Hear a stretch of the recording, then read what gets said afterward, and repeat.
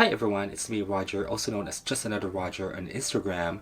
Today we are going to talk about brands or beauty products or brands that I stopped using when I turned 40.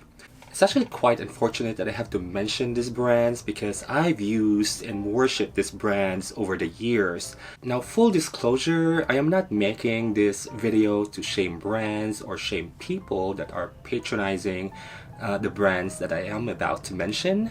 I'm actually making this video because of life changes, my personal experiences from the past that I am about to share with everybody right now. I don't think I will be talking about this with my younger self. I just turned 40 and it's so true when they say with age comes wisdom. I just feel like I am more courageous now to share my past experiences, whether they are bad or good. For me, all of those are just learning experiences, and it really taught me to be more conscious about how I decide on products or what to choose. With that in mind, we're gonna go ahead and proceed to the products or brands that I stopped using when I turned 40. So this is more focused on the changes in my lifestyle when I turned 40, and also I'm gonna be talking about like reasons why I stopped using them. I mean, not probably going to go one by one on these products because it's a vast majority of my collection or my makeup collection or beauty collection. So I'm just gonna go ahead and mention the reason why, and the reason is basically perfume and also the efficacy or the effectivity and how they work. And I feel like most of these products are being targeted to younger people, and for me, I'm not getting younger anymore, and so I have to move on. You know, I enjoy these products. Back in the days, I had my fair share on these products. Unfortunately, for me, it's time to basically, it's like a new beginning. It's a new start for me again, like trying to figure out and trying to discover new brands, new products that will work for me. So the first in line of the products or brands that I stopped using when I turned 40 is Chanel. Now, with Chanel, I have been loving their products or their brand in general. I'm one of those people who kind of like worship them and collecting their products for quite a while now. You know, I think I have started with Chanel since the 2000s, and the first product that was introduced to me was the perfume. Now, perfume or beauty and fragrance line of Chanel is basically the products or the items in their brand or in their the category and their portfolio that's keeping their brand afloat. I don't think it's a couture line. I don't think it's those bags. I don't think it's those fashion lines. It is the beauty and fragrance lines. So when it comes to reformulation and everything to cater for people like me that have some sensitivity when it comes to allergies and stuff like that, I don't think they're gonna change that. So, but I'm not shaming them for that. I could care less, to be honest. I'm the kind of person who just moves on with life and try to figure out what works best for me. But anyway, so the products that I will show you right now is not all the products that I have in my collection or the Chanel products that I have in my collection. Now, this is an example. This is the Le Beige. What is this? Le Beige Sun-Kissed Sheer Healthy Glow Highlighting Fluid. Now, they used to work for me, and the problem is my body changed and I developed some allergies when it comes to fragrances, or I may have ignored that I have those allergies with fragrance in products. And because I love Chanel so much, and I just said like, oh, I'm just gonna go ahead and figure it out, what I can do. I use like nasal sprays, allergy sprays, just to make sure that I am able to wear Chanel makeup. And that's what I have been doing, or just mitigating the problem. But you know, eventually I have to stop using these products, especially the Le Beige line. It's just too fragrant for me, and it gives like allergic reactions to my eyes, and that's actually because of nasal allergies. And so unfortunately I have to stop using most of the Chanel line, especially in the Le Beige line, because I love the Le Beige collection. And so now, do I regret having those or spending money on those? No, no, I actually don't. It made me happy when used them before, and now that I can't use them, it's just basically a collection to me. And you know, just to give context of why would you even collect makeup and stuff like that, they don't necessarily have collectible value. You can't sell them, you know, obviously. I mean, you can sell it if somebody wants to, but you can't really sell it as a, like, as compared to antique items and stuff like that. Maybe 100 years from now you can sell this, but it doesn't necessarily have a collectible value. But to give you a context of why I'm just collecting it right now, like for example, it makes me happy to collect special editions of Chanel, like this Le Beige Healthy Glow Sheer Powder, and this one actually is in a cursive Chanel logo, and I think this came out maybe around 7 years ago, 6 years, I totally forgot, but this came out like few years ago. And what I like about this is that it's very unique product presentation, which is the cursive Chanel logo, as compared to the other regular Le Beige powder, which only has like the regular Chanel logo. And so, for example, also the powder or compact has the embossed logo, cursive logo of Chanel. So now I'm happy just to collect them. Though I can't use them anymore,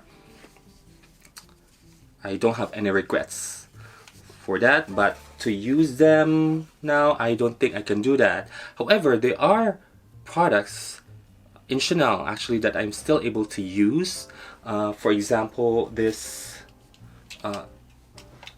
Balm Essential.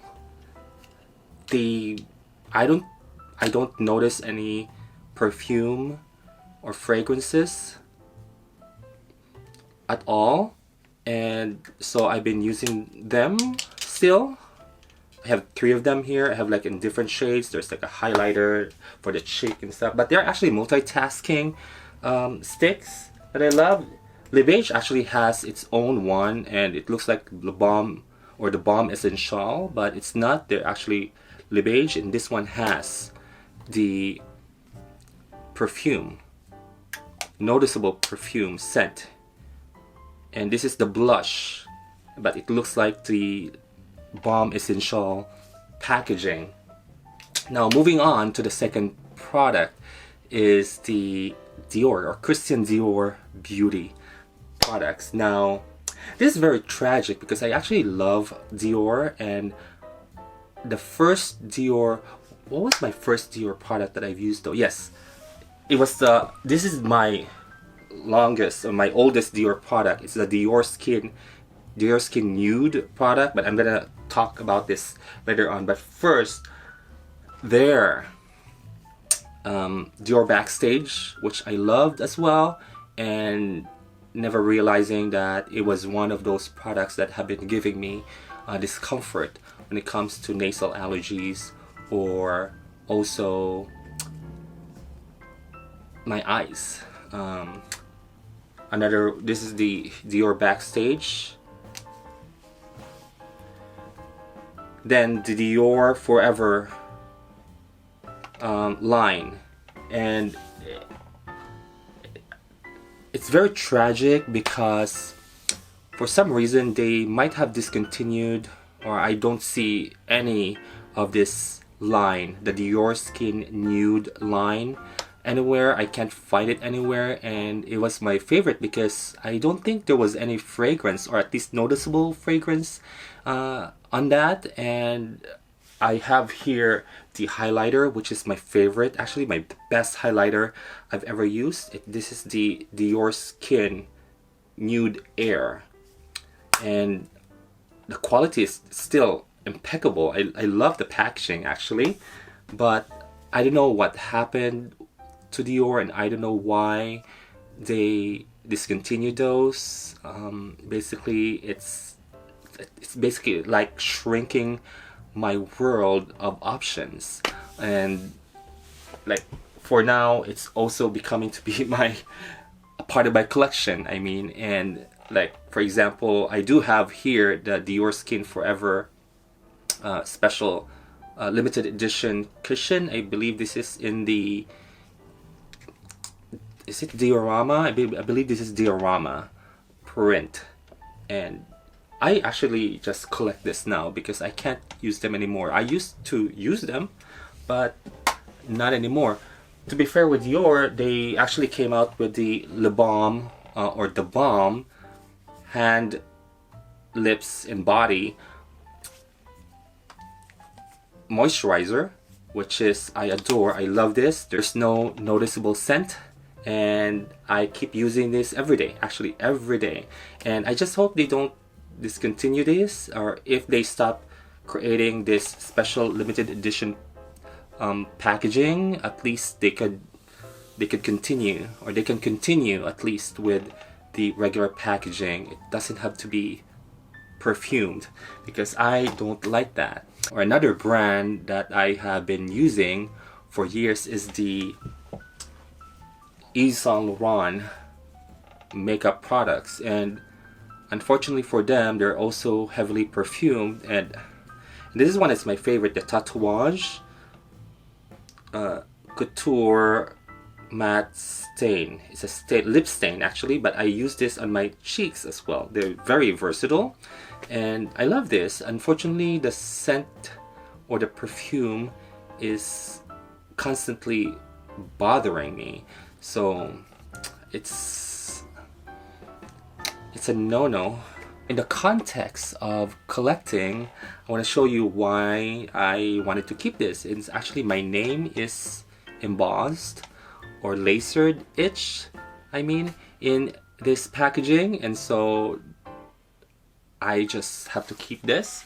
Yves Saint Laurent, they're not really, the same as it was back in the days. Like, I even have this old Blur Perfector. It's the Touche Cloth Blur Perfector, and this probably came out also 7 years ago, something. I don't use this anymore, but this is what it looks like inside. Okay, and it's a Blur Perfector. It's kind of balmy or solid balm in a way, but I don't use this anymore. But this doesn't have any fragrance, and it's totally different back in the days. But for some reason, these brands are just, fuming with fragrances and essential oils, and it's not really working, especially for people like me. Now, another brand that I adore and I have been using for years is the Universal Bully. So I have one of their products here. I actually have a few number of their products, especially the dry oils, the dry body oil.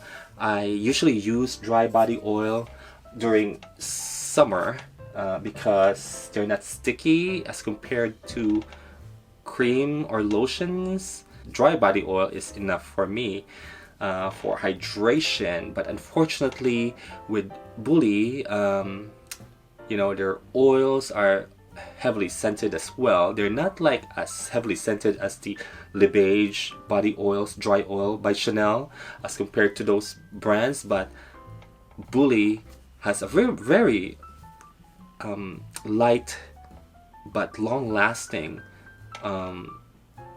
scent in their oils, and that still bothers me.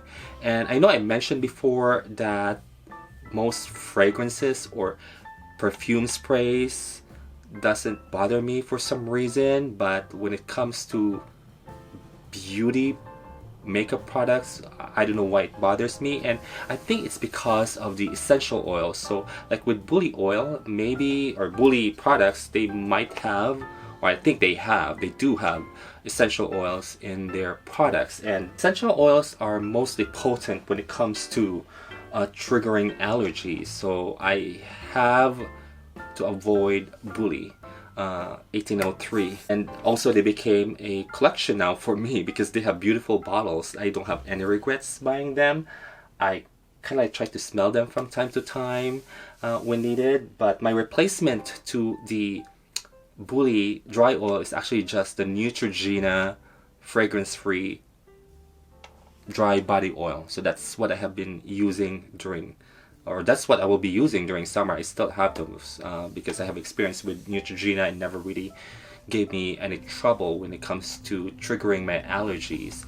With age, I've learned my lesson that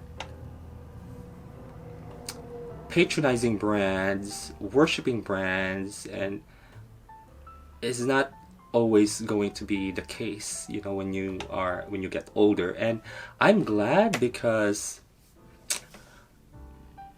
I don't feel ashamed that it's not going to be a part of my life anymore.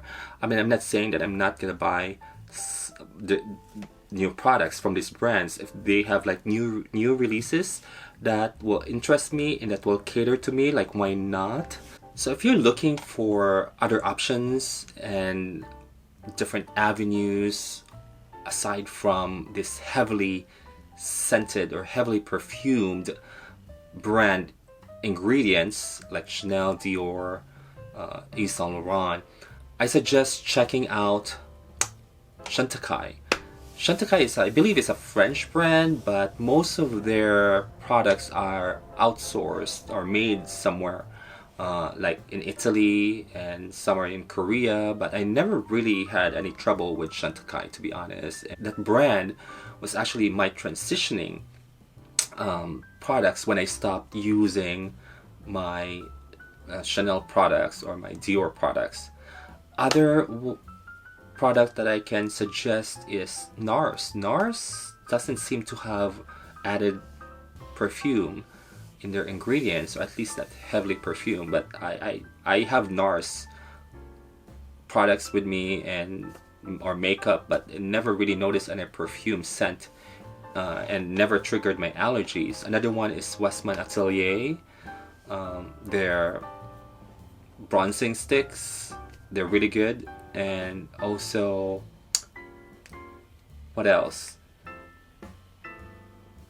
Laura Mercier. Yeah, Laura Mercier is also another one. I can't speak to the rest of the Laura Mercier line, but I have their sheer powder, and I don't notice, or I didn't notice perfume at all, and never triggered my allergies. So those are some of the products that I'm using. At least, you know, I can highly recommend Chantecaille because they have like almost like a full lineup of makeup. They have blushes, they have powders or sheer powders, they have foundations, they have something for your brows, they have something for your eyes, for your lips. They're really an option, a good option if you wanted something high end and or premium and still keeps your ego a bit lifted, if that's how you feel.